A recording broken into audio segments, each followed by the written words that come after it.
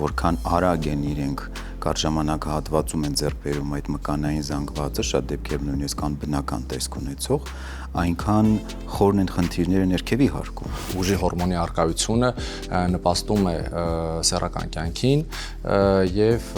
մարզումները իր առանձնահատուկ դերն ունեն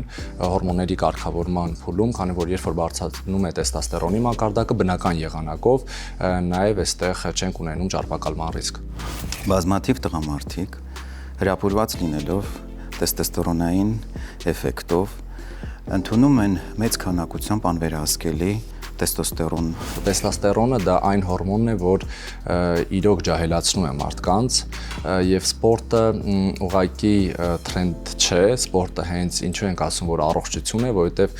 նվազեցնում է ծերացման ռիսկը, որովհետեւ կարգավորում է հորմոնալ շեմը։ Երբ որ նայում ես մարդուն, արդեն պատկերացնում ես, թե ինչ առողջական խնդիրներ ունի, հենց դա է պատճառը, որ այսօր հայ կանանց 90% ունեն վահանաձև գեղձի խնդիրներ, հորմոնալ խախտումներ, ճարպակալում, դա միայն շատակերությունը չի։ Գիշերային զրույցներ,